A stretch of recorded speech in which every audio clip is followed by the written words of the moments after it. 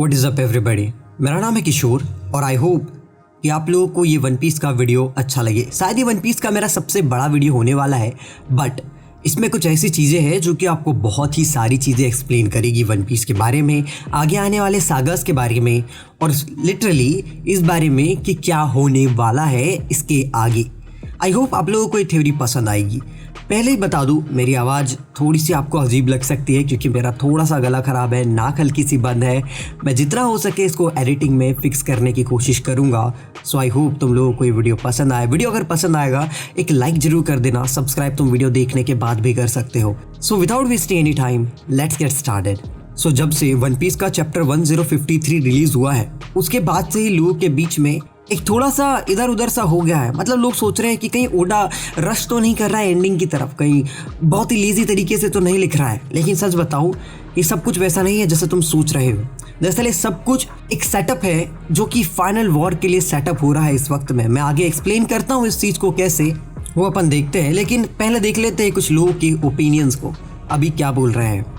लोगों का ओपिनियन है इस वक्त में कि अभी जो चल रहा है वो बहुत ही रश एंडिंग की तरफ चल रहा है। मतलब ओडा इसको बहुत ही जल्दी ख़त्म करने की कोशिश कर रहा है। साथ ही साथ में लोग ये भी बोल रहे हैं कि यार देखो अब वन पीस में वो मज़ा नहीं रहा। लेकिन एक चीज़ बताऊं, अगर तुम पुराने चैप्टर्स को उठा करके देखोगे और देखोगे वहाँ पर कुछ तुमको पॉइंट्स, हिंट्स, फोरशैडोइंग और इवन एक्चुअल प्लॉट तक फाइनल सागा के बारे में सब कुछ बता दिया गया है। मैं बताता हूँ कैसे और इस चीज़ों को बहुत ही अच्छे से एक्सप्लेन करता हूँ। अगर आप ओडा की इस राइटिंग से इंस्पायर्ड हो और आप लोगों ने कभी इसके ऊपर डीप में जाने की कोशिश करी होगी तो आप देखोगे कि ओडा एक सिंबॉलिक टाइप की स्टोरी लाइन का यूज़ करता है उसकी वर्ल्ड बिल्डिंग के अंदर। अगर आप एक बहुत ही जेन्युइन फ़ैन हो जिसने कि चैप्टर 1 से लेकर के चैप्टर 153 तक लगातार देखा है बिना एनिमे को हाथ लगाए, या फिर लगातार एनिमेस को ही देखे जा रहे हो बिना कोई रेस्ट लिए, तो तुम एक पैटर्न को ऑब्जर्व करोगे इस चीज़ के अंदर। और वो पैटर्न इसके कनेक्शंस और इसके सेटअप से रिलेटेड है। ये पैटर्न्स और कनेक्शंस आगे आने वाली बहुत सारी चीज़ों को एक्सप्लेन करते हैं बहुत हद तक, क्योंकि जो चीज़ आगे आने वाली है फाइनल आर्क में वो चीज़ ऑलरेडी हो चुकी है वन पीस के अंदर। अब उसी चीज़ को ओडा एक नए तरीके से रिपीट करने वाला है। ओडा की राइटिंग हमेशा से कुछ इस प्रकार की रही है कि वो स्टोरी के अंदर जो डेविल होता है, जो मेन विलन होता है, उसको कहीं बैकग्राउंड में ही छुपा देता है। अभी तक वन पीस के अंदर आपने एस की डेथ और सुडा से मरीनफोर्ड वाले आर्क के बाद जो भी कुछ देखा है वो एक्चुअली एक सेटअप है फाइनल वॉर के लिए। इसलिए आपको वानो वाला आर्क ऐसा लग रहा है कि यार कितना रश्ड है ये आर्क और कितनी जल्दी जल्दी इसको ख़त्म करने की कोशिश करी गई है। लेकिन ऐसा नहीं है। दरअसल कुछ अभी भी वानों के अंदर चीज़ें बाकी है, कुछ plot holes, loop holes, loose ends और बहुत सारी ऐसी चीज़ें हैं जो कि वानों के अंदर ही है और अभी तक एक्सप्लेन नहीं की गई है। लेकिन ओडा उसको धीरे धीरे एक्सप्लेन करेगा। जैसे कि अभी जो थर्ड एडमिरल है जिसके बारे में लास्ट चैप्टर में बताया गया, वो अभी वानों में शायद लूफी या उनके क्रू से मिलने वाला है। लेकिन आगे क्या होने वाला है इस चीज़ को एक्सप्लेन मैं करता हूँ। और इस चीज़ को बहुत ही अच्छे समझने के लिए मैं जो आगे बोलने वाला हूँ उसको आप लोगों को बहुत ही अच्छे से वन पीस की स्टोरी के साथ में कनेक्ट करना होगा। इस वीडियो के अंदर 3 मेन टॉपिक्स है। सबसे पहले है हमारे पास story repetition and inversion, second है Oda next big setup and third है द प्लॉट ट्विस्ट। इससे पहले कि मैं सब कुछ स्टार्ट करूं, रेली का एक कोट था उसके एनिमे के अंदर। वो कोट को बहुत ही ढंग से सुनना क्योंकि बहुत सारी चीज़ों को आगे वन वीडियो में बहुत ही अच्छी तरीके से एक्सप्लेन करेगा। ये कोट कुछ इस तरीके का है, may be nothing in this world happen by accident as everything happen for a reason, our destiny slowly take form.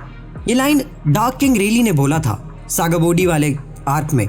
सबसे पहले अपन चलते हैं स्टोरी रिपीटेशन एंड इन्वर्जन के ऊपर और इसको अच्छे से समझने की कोशिश करते हैं ताकि आगे जो मैं बताऊं वो बहुत ही अच्छे तरीके से स्टोरी के साथ कनेक्ट हो जाए और आपको समझ में भी आ जाएगा। आप लोगों को मैंने वीडियो के स्टार्ट में ही बताया था कि कैसे जो ओडा है वो सिम्बॉलिक पैटर्न्स एंड कनेक्शंस का यूज़ करता है, रेफरेंसेस का यूज़ करता है इस स्टोरी को आगे बढ़ाने के लिए। और तुमको दिखेगा कि वानों के जो इवेंट्स हो रहे हैं इस वक्त में ये एकदम एग्जैक्टली सेम है सागा बॉडी में हुए आर्क के इवेंट्स से, बिल्कुल मैच करता है। थोड़ी सी डिफरेंस तुमको दिखेंगे लेकिन एग्जैक्टली जो स्टोरी रिपीटेशन है वो बिल्कुल ही सेम है। सबसे पहले देखते हैं कि सागा बॉडी में हुआ क्या था। सागा बॉडी में हमको वोस्ट जनरेशन को दिखाया गया था। फर्स्ट टाइम हमको वोस्ट जनरेशन के सारे मेंबर्स को दिखाया गया था वहां पर एक ही पैनल के अंदर, और हम उसमें से द वोस्ट ट्रियो को भी देखते हैं, यानी कि लूफी, किड एंड लॉ। और सागा बॉडी के अंदर एक पुराना एरा खत्म होता है और एक नया एरा शुरू होता है। ये कुछ लाइंस थी जो कि डार्क किंग रेली ने बोला था कि वर्स्ट जनरेशन के आने के बाद से एक नया एरा शुरू हुआ, जिस एरा का नाम उसने दिया था उस वक्त में the era of becoming the pirate king. और उससे पहले the golden age of piracy का एरा खत्म होता है, जो कि गोल्ड डी रोजर ने उसके एग्जीक्यूशन के समय स्टार्ट करा था। और वर्स्ट जनरेशन उस एरा को खत्म करते हैं और एक नया एरा शुरू करते हैं, जिस एरा का नाम है the era of becoming pirate king. और उस एरा में हमको रोजर के पास्ट के बारे में बताया जाता है, रेली के पास्ट के बारे में बताया जाता है, साथ ही साथ में वॉइड सेंचुरी की हिंट दी जाती है और बहुत सारा चीज़ उस एरा के बारे में बताया जाता है। और एक तरीके से मिस्ट्री को थोड़ा सा हल्का सा झलकते हुए हमको सामने दिखाया जाता है कि वो आखिर है क्या। और रेली वहीं पे कहता है, it is a time for the upcoming generation, it's is just starting, the old era was just that and a new era is beginning.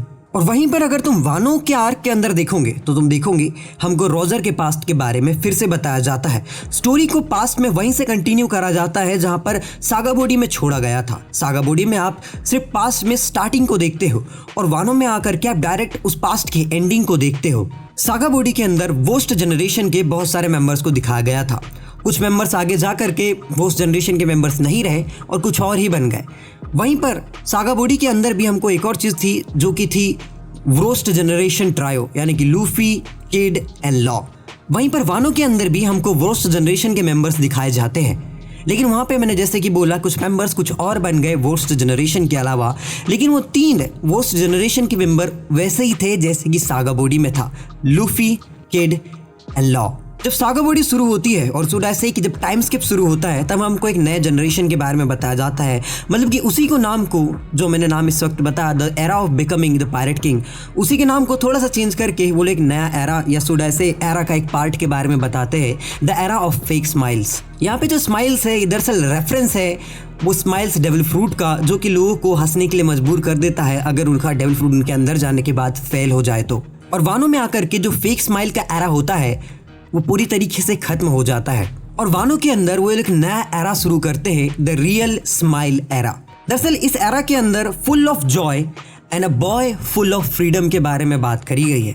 अब ये बॉय फुल ऑफ फ्रीडम जाहिर सी बात है जॉय बॉय का रेफरेंस है, Joy boy, Joy का मतलब खुशी, बॉय है लड़का, यही पूरा रेफरेंस होता है और फोरशैडोइंग होती है जॉय बॉय को लेकर के। अब वहीं पर तुम देखोगे कि ऐसा वो लोग क्यों करते हैं। जो हमारा काइडो रहता है वानो का मेन एंटागनिस्ट, वो जॉय बॉय खुद बनना चाहता है या फिर उसको डिफीट करना चाहता है। जो बिग मॉम होती है वो जॉय बॉय के जैसा एक किंगडम क्रिएट करना चाहती है जिसमें हर कोई खुशी से जितना मर्जी उतना मजा कर सके। और यहाँ पे वो दोनों के दोनों एम्परर्स डिफीट हो जाते हैं बाय द न्यू एम्परर्स, और शुड आई से ओनली 1 न्यू एम्परर। बाकी उसके बारे में हम आगे बात करेंगे, डोंट वरी। जब बिग मॉम और काइडो ने उनकी नई जर्नी शुरू करी थी तब जो बिग मॉम थी वो एक जॉयफुल किंगडम क्रिएट करना चाहती थी, इसीलिए उसने होल केक आइलैंड को बनाया। वहीं पर जो काइडो था वो जॉय बॉय खुद बनना चाहता था, लेकिन उनकी एज, उनकी grief, trauma, addiction to alcohol and बहुत सारी चीजों ने उनकी उस पास्ट लाइफ को उनके फ्यूचर में पूरी तरीके से चेंज कर दिया और अब वो उस लायक नहीं रहे कि वो लोग उस जॉय बॉय के एरा को कंटिन्यू कर सके। इसलिए उस एरा को यहाँ पर नाम दिया गया था the era of fake smile और फेक जॉय। उसके बाद जब Luffy, king and law big mom and Kaido को हराते हैं, एक नया एरा शुरू होता है, द रियल जॉय बॉय और शुड आई से द रियल स्माइल एरा। दोनों सागा बॉडी एंड वानो आर्क एक पुराने एरा का खत्म और एक नए एरा की शुरुआत बताता है, जहां पर सागा बॉडी के अंदर द एरा ऑफ पायरेसी खत्म होता है जो कि गोल्डी रोजर ने शुरू करा था। वहीं पर जहाँ सागा बॉडी के अंदर एक नया एरा शुरू होता है, the becoming of pirate king, वो वहाँ पर जाकर के ख़त्म होता है और शुड ऐसे द फेक स्माइल का जो एरा होता है वो ख़त्म होता है और एक्चुअल पायरेट किंग एरा शुरू होता है अब इसके बाद में। अब वहीं पर हम देखते हैं वर्ल्ड मैप को वन पीस के। आपको पता होगा स्ट्रॉ हैट की जर्नी रिवर्स माउंटेन से शुरू होती है, एकदम अदर साइड, ग्रैंड लाइन का जो रेड लाइन होती है उसके बिल्कुल अदर साइड पे। और इसका मतलब हुआ कि अब वो जब तक वानो में पहुंचे हैं उन लोगों ने आधा कॉन्टिनेंट या फिर कहूँ आधा वर्ल्ड ऑलरेडी क्रॉस कर लिया है। उसके बाद वो पहुंचते हैं वानो पे, मतलब वानो के आसपास ही जो नई और दूसरे का जो मिडिल लाइन है या फिर मैं कहूँ जो रेड लाइन है वो ऑलरेडी उसके आसपास ही कहीं ना कहीं लोकेटेड है। ये लोग प्लैनेट की एकदम अपोजिट साइड में है जहां से इन लोगों ने जर्नी शुरू करी थी या फिर मैं कहूँ सागा बॉडी के। अब यहाँ पर क्या होता है, एकदम तुम देखोगे एक रेफरेंस है यहाँ पर इनकी हाफ जर्नी को खत्म करने की। मतलब इनकी जर्नी हाफ वे थ्रू पूरी तरीके से खत्म हो चुकी है। अब इनकी आधी से भी कम जर्नी बची हुई है जो कि इनको कंप्लीट करनी है। लास्ट टाइम जब ये लोग सागा बॉडी पे थे तब ये लोग एक रेड लाइन के बहुत पास थे, जो कि एक नया एरा और द 4 एम्परर्स के बारे में बताता है। अब इसके बाद ये लोग उनकी जर्नी के एंड पे, या सुडा से अब ख़त्म ही होने वाली कुछ ही टाइम में, तो उसके एंड के बहुत ही पास में खड़े हैं। जैसे कि वो लोग लास्ट टाइम रेड लाइन के बहुत ही पास में खड़े थे। आपको याद होगा सागा बॉडी आइलैंड में हमको रेली मिलता है जो कि लूफी को हाकी सिखाता है। वहीं पर वानो के अंदर हमको मिलता है द ग्रेट वॉइस मैन, जो कि रेली की तरह ही लूफी का मेंटोर बनता है और उसको हाकी सिखाता है। लेकिन सिर्फ हाकी नहीं सिखाता है, उसको हाकी डेवलप करना सिखाता है, उसको एडवांस करना सिखाता है। जहां पर रेली ने लूफी को हाकी के बेसिक्स बताए थे और बताया था कि ऐसा ऐसा होता है और बताया था कि क्या क्या कर सकता है। वहीं पर द ओल्ड वॉइस मैन उसको इन चीज़ों के बारे में बताता है कि क्या क्या करा जा सकता है और कैसे कैसे करा जा सकता है। आपको याद होगा जब लूफी फर्स्ट टाइम रेली से मिलता है तब वो एक फिशमैन को उसके केज से बाहर निकालते हैं। आपको सीन याद ही होगा जहाँ पे एक मरमेड होती है और रेली उसको उसकी केज से बाहर निकालता है और लूफी उसका साथ देता है। यहाँ पे भी कुछ ऐसा ही होता है। यहाँ पे भी एक काइंड ऑफ फिशमैन जिसको तुम कावामात्सु के नाम से जानते हो, दरअसल थ्योरी के अकॉर्डिंग ये एक फिशमैन है जो कि बहुत ही दूर ट्रैवल करने के बाद वानो तक पहुंचा है। तो लूफी और द ओल्ड वॉइस मैन मिल करके इस फिशमैन को उसकी केज से बाहर निकालते हैं, same as Sabaody island. अब आपको याद ही होगा लास्ट टाइम जब हम सागा बॉडी में ऑक्शन हाउस को देखते हैं जहां पर वो मरमेड की बोली चढ़ती है और उसको बेचने वाले होते हैं, वो भी एक अंडरग्राउंड फैसिलिटी थी वर्ल्ड गवर्नमेंट के अंदर। लेकिन वहीं पर वानो कंट्री में अब यहाँ पर कोई अंडरग्राउंड फैसिलिटी नहीं है, लेकिन एक अंडरग्राउंड नेटवर्क है काइडो का, जिसके अंदर की उनका वो फैक्ट्रीज आती है, जो फैक्ट्रीज बाद में लूफी डिस्ट्रॉय कर देता है। लेकिन उस फैक्ट्रीज से कभी वो वेपन सप्लाई करा करता था दूसरे पायरेट्स एंड वर्ल्ड गवर्नमेंट को, और खुद के लिए भी वो वेपन प्रोड्यूस कर रहा था ताकि वो वॉर में जा सके। यहीं पर इसी के अंदर एक पार्ट है जिसका नाम है एंट्रेंस, कि इन लोगों की एंट्रेंस कैसे होती है, दोनों ही आइलैंड पे कितनी मैच खाती है। लूफी बहुत ही खुशी खुशी दोनों आइलैंड्स पर आता है और दोनों आइलैंड्स पर आने के बाद ये बहुत कुछ ऐसा करता है कि ये किसी एक व्यक्ति को खुश करना चाहता है या उसके लिए पूरे के पूरे उस आइलैंड को चेंज कर देना चाहता है। वानो के अंदर वो रहती है तामा, वहीं पर सागा बॉडी के अंदर वो रहता है एक फिशमैन, या फिर मैं कहूँ एक रहती है फिशमैन। सुना से फिश वुमन, देखो फिशमैन एक रेस का नाम है, सो उसके अंदर वुमन मैन सारे के सारे जेंडर्स आ सकते हैं। इन दोनों ही केसेस के अंदर तुम देखोगे कि कोई एक है आगे बहुत ही हायर लेवल का जिसके पास बहुत अथॉरिटी और बहुत ज़्यादा पावर्स है, वो किसी और का फ्रीडम छीन लेते हैं। जैसे कि सागा बॉडी के अंदर वर्ल्ड गवर्नमेंट फिशमैन्स का फ्रीडम छीन लेते हैं, वहीं पर वानो के अंदर काइडो वहां के लोगों का फ्रीडम छीन लेता है। और इन दोनों ही केस में वर्ल्ड गवर्नमेंट हमेशा कुछ ना कुछ कर रही होती है शेडी वर्क, और बहुत ही ज्यादा अपसेट होती है जो हो रहा है उस वजह से। सबसे पहले जो सेलेस्टियल ड्रैगन्स के ऊपर लूफी हमला करता है उससे वर्ल्ड गवर्नमेंट बहुत ज्यादा अपसेट होती है। सेकेंड, जब वानो कंट्री में लूफी काइडो को डिफीट कर देता है, इस बात से भी वर्ल्ड गवर्नमेंट बहुत ही ज्यादा अपसेट होती है। और इन दोनों ही केसेस में रियलाइज करते हैं वो लोग कि लूफी कितना डेंजरस है। और पूरे आर्क में जो भी होता है उसके एंड में हमेशा दोनों ही आर्क में एक एडमिरल आता है। हमने सागा बॉडी में देखा था कि वो एडमिरल मारने के लिए आता है, लेकिन वानो में वो क्या करने आया है ये तो नहीं पता है, बट मैं आगे एक्सप्लेन करूंगा कि वो क्या क्या कर सकता है। लेकिन वानो कंट्री के अंदर भी एक एडमिरल आता है, सेम दोनों के पास पावर है, अथॉरिटी है, और दोनों के दोनों सेम ग्रुप से बिलोंग करते हैं, world government. Saga body island भी पार्ट्स में डिवाइडेड था, नंबर 40, नंबर 50, नंबर 30। वहीं पर वानो कंट्री भी पार्ट्स में डिवाइडेड है, रिंगू, कीबे, कूरी, उडान एंड मेनी मोर। जब सागा बॉडी के अंदर काइजुरु आइलैंड में घुसता है तो बिना किसी रीजन के ही वो चीजों को डिस्ट्रॉय, बिल्डिंग्स को डिस्ट्रॉय करना शुरू कर देता है, लोगों को मारना शुरू कर देता है। वहीं पर ग्रीन बुल जो कि नया एडमिरल है, जो कि इस वक्त वानो में है, वो भी बिना किसी वजह के काइडो के अंडरलिंग्स को और उनके कमांडर्स को मारना शुरू कर देता है। अब हो सकता है उसके पीछे कोई रीजन हो जो नहीं पता है, लेकिन स्टोरी और इस थ्योरी के अकॉर्डिंग तो यही है। लेकिन आपको याद होगा काइजुरु जो है वो एक ऐसा कैरेक्टर है कि वो लोगों को मारना ज्यादा पसंद करता है, और उसकी जो लाइट वाली पावर है उससे वो चीजों को डिस्ट्रॉय करना शुरू कर देता है आइलैंड्स के अंदर, सागा बॉडी के अंदर। वहीं पर वानो के अंदर वो उनकी काइडो के अंडरलिंग्स की पावर को खींच करके वापस जमीन में डालना शुरू कर देता है। मतलब कि काइजुरु का बिल्कुल ही उल्टा करता है, जहां पर वो डिस्ट्रॉय कर रहा होता है वहीं पर ये लैंड को बहुत ही अच्छा बना रहा होता है ताकि पेड़ पौधे फिर से उग सके। अब ग्रीन बुल के ऐसा करने के पीछे दो रीजंस है। पहला तो ये कि वो एक ऐसे डेविल फ्रूट से बिलोंग करता है जो कि उसको ये करने के लिए मजबूर करती है, या फिर उसका हार्ट ऐसा है। सेकंड ये कि वानू की कंट्री में फैक्ट्रीज की वजह से ऑलरेडी बहुत ज्यादा पॉल्यूशन है और उस पॉल्यूशन को वो अपनी इस पावर से कम करने की कोशिश कर रहा है। हम आते हैं उसी पार्ट पे वापस जब दोनों एडमिरल्स अलग अलग आइलैंड्स पर आते हैं। जब सागाबोडी पे काइज़रू आता है, वो बिना किसी रीजन के डिस्ट्रॉय करना शुरू कर देता है, क्योंकि उसको पता है कि नेवी हार रही है इस वक्त में और वो लोग कुछ नहीं कर सकते इस बारे में। उनके पास फुल पोटेंशियल, फुल पावर नहीं है उस वक्त में जब काइज़रू उस आइलैंड पर लैंड करता है। उसके पास कोई दिमाग में प्लान नहीं है। बट वहीं पर जब ग्रीन बुल आइलैंड पर यानी वानो पर आता है, उसके पास एक प्लान है कि उसे क्या करना है। बिल्कुल ही अपोजिट एक कॉमन पैटर्न है ओडा की स्टोरी टेलिंग के हिसाब से। जहाँ पे काइज़रू डिस्ट्रॉय कर रहा है चीजों को, वहीं पे ग्रीन बुल उनको अच्छा कर रहा है। एक कॉमन पैटर्न ओडा की स्टोरी में, नथिंग मोर। इसी में एक और पॉइंट है वेगापंक एंड एसएसजी।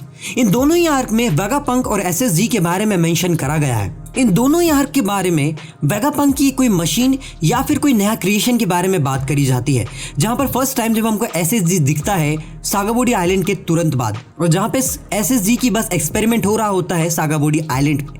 वहीं पर वानो आर्क के अंदर हमको वेगापंक के बारे में और रेफरेंस दिए जाते हैं कि वो क्या है और उसने एक नया वेपन क्रिएट करा है, एक नया क्रिएशन क्रिएट करा है, और इस क्रिएशन की वजह से ही 7 वॉरियर ऑफ द सी की इस वक्त में कोई जरूरत नहीं है। और ये बात खुद फुजितोरो जी की एक एडमिरल है, वो खुद ये कहता है।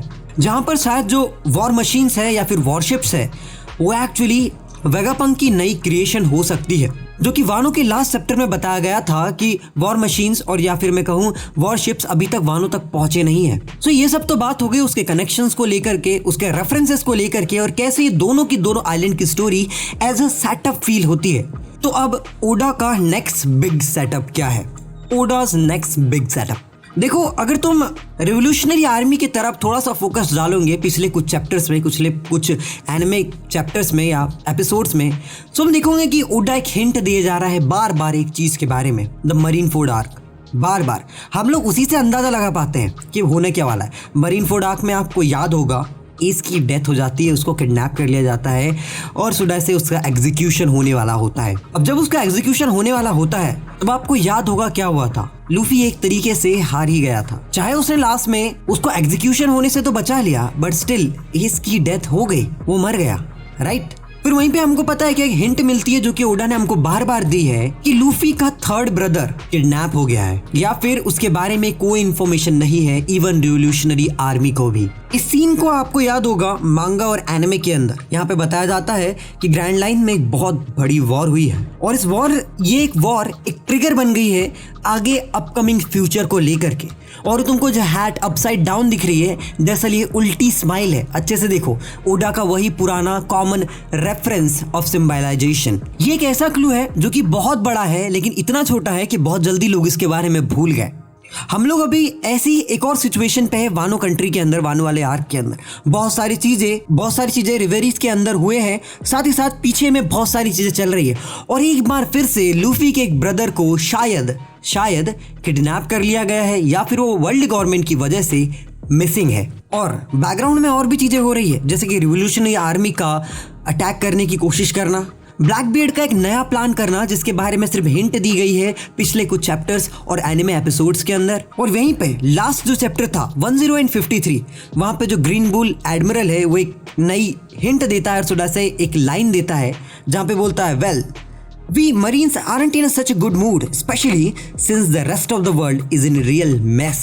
और लास्ट में एक छोटे से अक्षरों में लिखा हुआ होता है, The times are changing। दरअसल एक बहुत बड़ा ह्यूज सेटअप की तरफ इशारा करता है। और लास्ट टाइम जब इस तरीके का एक बहुत बड़ा सेटअप हुआ था तब हमको मरीनफोर्ड देखने मिला था, मरीनफोर्ड वाला आर्क देखने मिला था, जहां पे बहुत सारे कैरेक्टर्स मरे, बहुत सारी इमोशनल मेमोरीज हमारे साथ में जुड़ी, जहां पर एस की डेथ हुई, व्हाइट बियर्ड की डेथ हुई। और ओडा ने इस बारे में बहुत पहले ही रेफरेंस दिया था, मरीनफोर्ड के बाद जो दूसरी सबसे बड़ी वॉर होगी वो अभी तक आई नहीं है। इसका मतलब वो वानो कभी भी नहीं था, वानो तो बस एक बीच का सेटअप था जो कि आगे आने वाली वॉर को दर्शाएगा। ब्लैकबियर्ड ने भी बहुत सारी पावर गेन कर ली है इस कुछ महीनों में, कुछ सालों में, जब तक लूफी वानो के अंदर था। बगी एक नया एम्परर बन गया है और भैया टाइम स्किप को भी मत भूलो, जब वो सागा बॉडी में और मरीन फोर्ड के बाद हुआ था। और तुमको इतना तो पता ही होगा कि बगी एक नया एम्परर बन गया और ब्लैक बियर्ड अब कुछ करने वाला है, कुछ बड़ा करने वाला है। देखो बैकग्राउंड में ना बहुत सारी चीजें चल रही है और मेरा दिमाग फट जाएगा अगर मैं एक एक चीजों को तुमको डीप में एक्सप्लेन करने गया तो। लाइक यार इतना बड़ा सेटअप है, इतना बड़ा सेटअप है, ऐसा लगता है कि स्टार्टिंग से ओडा कहीं फाइनल आर्क के लिए तो प्रिपेयर नहीं कर रहा था। पिछले 20 साल उसकी इमेजिनेशन को वाइल्ड करता जा रहा है, बस वाइल्ड। मैं दिमाग फट जाएगा अगर मैंने कुछ और पढ़ाने की कोशिश करी तुमको तो। अब वहीं पर कुछ और चीजें भी है, जैसे कि लास्ट वॉर में हमको सीनो बोचा यानी कि the warlord of the sea marine की तरफ से फाइट करने के लिए आए थे। लेकिन अब आगे आने वाली वॉर में कोई वॉरलॉर्ड ऑफ द सी है नहीं। लेकिन मैंने इससे पहले जहाँ पे बोला वेगापंक और एसएसजी के बारे में कि फुजितोरी जो है उसने बोला कि अब 7 वॉरलॉर्ड ऑफ द सी की जरूरत नहीं है वेगापंक के इस नए क्रिएशन की वजह से। So the last point, the plot twist. So अब आगे क्या होगा, अगर इस चीज को अच्छे से समझना है तो मैं जो बोलने वाला हूँ उसको आप एक एज ए रीडर के पर्सपेक्टिव से देखना, जो कि सागा बॉडी में हुआ था। सागा बॉडी वाले आर्क के अंदर ओडा हमको बार बार इस चीज के लिए टीज करता है कि जस्ट इस आर्क के बाद, बस इसके बाद में ही भैया हम लोग अंडर वाटर आइलैंड यानी द फिशमैन आइलैंड के बारे में जानेंगे।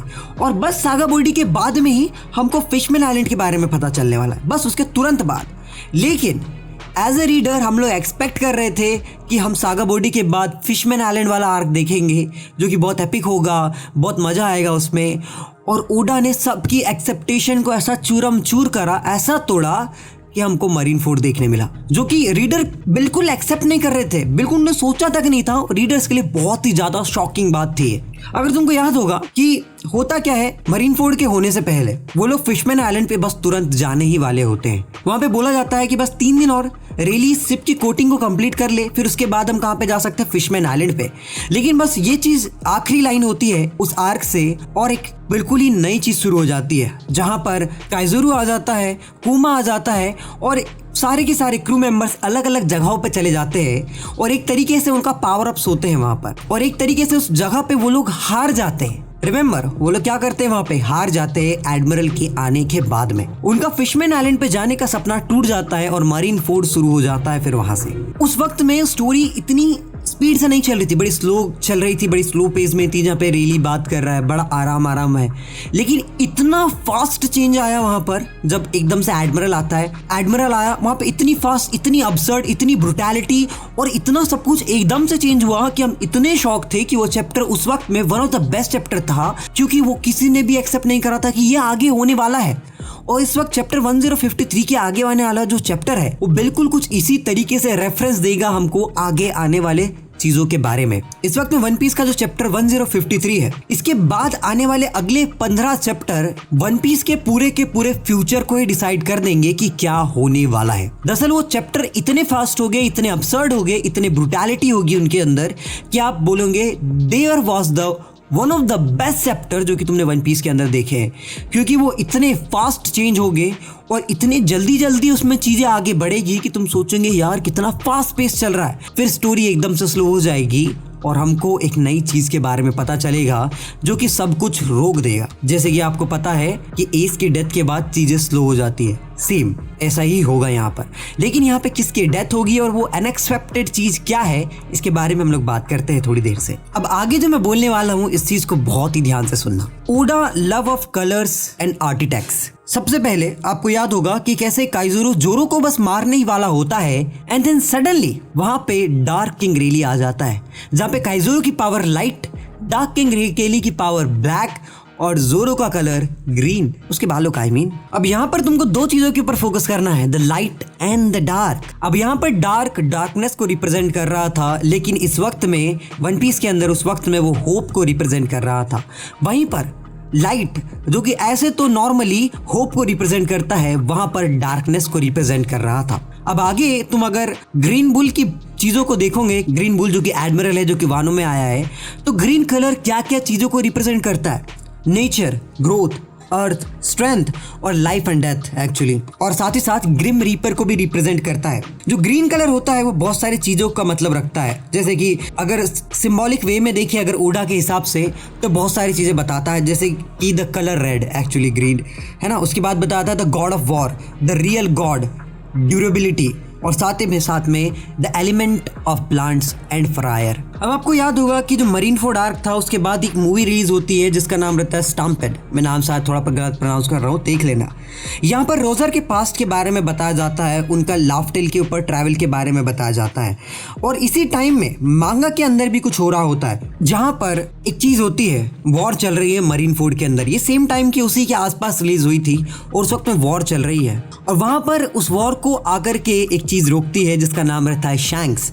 अब शैंक्स को हम मेनली किस कलर से रिप्रेजेंट करते हैं? बेसिकली रेड से रिप्रेजेंट करते हैं। वहीं पर अकाइनो को भी रेड से ही रिप्रेजेंट करा जाता है। और उस एरा में व्हाइट बियर्ड कुछ चीजें बोलता है, the one piece is real. और उसी मूवी के अंदर जो कि उसी सेम टाइम पे रिलीज होती है, लाफ्टेल के बारे में बताया जाता है, वन पीस के बारे में बताया जाता है। और उस वॉर को रोकता है एक रेड कलर का बंदा, शैंक्स। और वहीं पर इस वानो वाले आर्क में भी एक मूवी रिलीज होने वाली है जो कि इसका नाम है रेड। नाम देखो, उसका नाम क्या है? Red, the colour red. Okay. और ये मूवी की जो है वो शैंक्स के से थोड़े बहुत पास से रिलेट करती है। अब इसके बाद जो होगा वो होगा द लास्ट एरा बिगिन। मतलब कि इन सारी चीज़ों के बाद ये जो सारा सेटअप था, ये सब कुछ था लास्ट एरा के लिए, यानी कि फाइनल सागा की बात कर रहा हूँ मैं। ये सारा का सारा सेटअप फाइनल सागा के लिए था। लेकिन ऐसा नहीं है कि लास्ट एरा और लास्ट फाइट बस इसके बाद तुरंत ही हो जाएगी। इसके बाद और भी चीजें हैं जो होगी, मैं एक्सप्लेन करता हूँ क्या क्या। तो इस लास्ट एरा में आपको याद होगा कि रेली लूफी से बोलता है कि वो उसको सागा बॉडी में मिलना चाहता है। वहीं पर शैंक्स जो है वो रिसेंटली हमको मांगा में ये भी बताता है कि वो लूफी से बहुत ही जल्दी मिलना चाहता है। और यही चीज शैंक्स ने सागा बॉडी के आइलैंड की तरफ उस टाइम फ्रेम में भी कहा था कि वो लूफी से मिलना चाहता है। लेकिन अभी बहुत जल्दी है लूफी से मिलने की, अभी कोई ज़रूरत नहीं है। वो इसीलिए रेली लूफी को ट्रेन भी करता है। यहीं पर रोजर की जो डेथ होती है वो उस ओल्ड एरा को पूरी तरीके से ख़त्म कर देता है, रॉक्स ज़ेबेक और पायरेट किंग वाले एरा को, और एक नया एरा का शुरुआत करता है जिसका नाम रहता है गोल्डन एज ऑफ पायरेसी। फिर उसके बाद गोल्डन एज की पायरेसी शुरू होती है और उस गोल्डन एज ऑफ पायरेसी में ही स्ट्रॉ हैट की जर्नी भी शुरू होती है, जहाँ पर स्ट्रॉ हैट आगे जाकर के सागा बॉडी के अंदर एक ओल्ड एज ऑफ पायरेसी को पूरी तरीके से खत्म कर देते हैं। The era of fake smiles, और शुड आई से the era of becoming emperor और द पायरेट किंग शुरू होता है। अब यहाँ पर पता है क्या, ओडा ने कई सारे रेफरेंसेस दिए हैं इनके नाम को लेकर के, वो लोग क्या रिप्रेजेंट करते हैं। जहाँ पे जो डार्क किंग एरा है वो डार्क एरा से बिलोंग करता है, उस एरा से जब पायरेट किंग हुआ करता था। और ये डॉन को रिप्रेजेंट करता है, यानी कि शाम को, जहां से एक बार शाम होगी एक नया डार्कनेस शुरू होगी और डार्कनेस के बाद आएगा फिर से उजाला। दरअसल ओडा की वही कॉमन रेफरेंस और दूसरी चीजें हैं जो कि स्टोरी टेलिंग में यूज करता है। मैं एक चीज को फिर से दोहराता हूं जो कि मैंने इस वीडियो के स्टार्टिंग में दोहराई थी। रेली का एक कोट था, मे be nothing in this world happens by accident as everything happened for a reason. Our destiny slowly take form. So इसके बाद अब आगे इस अगले एरा में जो फाइनल सागा है वहां पर क्या क्या होगा और क्या क्या हो सकता है इस वक्त में वानो के अंदर। आपको पता है वानो के अंदर एक वॉल्केनो है, तो क्या हो सकता है कि वॉल्केनो से एक नया स्काई आइलैंड क्रिएट हो। जैसे मैंने पहले भी इस बार में बताया कि स्काई आइलैंड पायरोडोलाइन से क्रिएट हुआ है। पायरोडोलाइन एक सब्सटेंस है जो कि वानो से ही निकला है। तो हो सकता है कि अभी तक दो फैक्ट्रीज और इन सब की वजह से पायरोडोलाइन का जो कंसंट्रेशन है वह बहुत ज़्यादा बढ़ गया है प्रदूषण की वजह से, और अब जो हमारा वानो कंट्री है वो फट करके आसमान में जाने वाली है और एक नए स्काई आइलैंड को जन्म देने वाली है। ये भी हो सकता है। और आपको ऑलरेडी पता ही होगा कि अभी काइडो कहाँ पर है, अगर आप मांगा पढ़ते हो तो वॉल्केनो के अंदर। और अगर कभी वो वॉल्केनो फटता है और वापस स्काई में जाता है तो काइडो की जो विश थी कि वो मरना चाहता है, जहां से ये पूरा एरा शुरू होता है, मतलब जब काइडो स्काई आइलैंड से कूदता है, अपने आप को मारने की कोशिश करता है और वो किड से मिलता है वहां पर, और वहां से जो एरा शुरू होता है मतलब उसी टाइम फ्रेम में, तो हो सकता है कि वो वापस स्काई में जाएगा, मतलब ये जो नया स्काई आइलैंड बनेगा, फिर वहां से कूदेगा और शायद उसकी डेथ हो जाए क्योंकि ऑलरेडी बहुत ज़्यादा वीक हो चुका है, और इस एरा को पूरी तरीके से खत्म कर दे। और हो सकता है यही वो अनएक्सपेक्टेड इवेंट हो जिसके बारे में मैं बात कर रहा था, जो कि लास्ट टाइम एस की डेथ थी। इस बात हो सकता है कि वो काइडो की डेथ हो। फिर यहाँ पर एक और क्वेश्चन आता है कि क्या स्ट्रॉ हैट फिर से सेपरेट हो गए जैसे कि सागा बॉडी आइलैंड के अंदर हुआ था। देखो लास्ट टाइम वो लोग हारे भी थे, इस बार वो लोग हारेंगे नहीं। पता है क्यों? क्योंकि वो लोग ऑलरेडी पावरफुल है, मैच्योर है पहले के मुकाबले, सागा बॉडी के मुकाबले।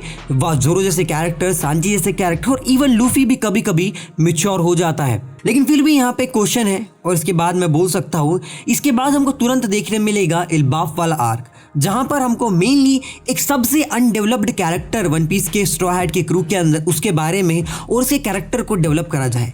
मैं बात कर रहा हूँ गॉड उसाप की, और शायद हमको विचेस के बारे में भी बताया जाए। विचेस क्या है, अगर तुम चाहो तो मैं अलग से एक्सप्लेन कर सकता हूँ वीडियोस के अंदर। देखो, ये तो बस मेरी थ्योरी है, मुझे नहीं पता क्या होगा और क्या होने वाला है, पर जितना हो सकता है मैंने गेस करने की कोशिश करी है। कोई भी थ्योरी हो, वो हिंट, फोरशैडोइंग, एक्सप्रेशन, सिंबलाइजेशन और इन्हीं चीजों से मैं बनाता हूँ या बनाई जाती है। और एक बहुत ही बड़ा चांस है कि इस वीडियो में मैंने जो भी बोला वैसा कुछ भी नहीं होने वाला है, क्योंकि ओडा एक ऐसा कैरेक्टर है कि उसने अभी तक जो भी सीरीज लिखी है, जब भी आपने देखा हो कोई व्यक्ति बोलता है ऐसा ऐसा होने वाला है, वैसा बिल्कुल भी नहीं होता है। कुछ ना कुछ अनएक्सपेक्टेड होता है जो कि पूरी की पूरी थीम को ही चेंज कर देता है। लास्ट टाइम हमको पता था कि सागा बॉडी के बाद डायरेक्ट फिशमैन पे जाने वाले, इस बार हमको नहीं पता है, लेकिन जो फाइनल गैस है वो यही है कि वो इल्बाफ में जाएंगे, और इल्बाफ ही जो रहेगा वो उनके इस नए कैरेक्टर और नए मैच्योरनेस को शायद हमको दर्शाए, और शायद हमको एक छोटा सा 1 साल या 2 साल का या उससे भी छोटा 6 महीने का एक टाइम स्किप देखने को मिले, या फिर शायद मिले ही ना, क्योंकि वो लोग ऑलरेडी स्ट्रांग हो चुके हैं।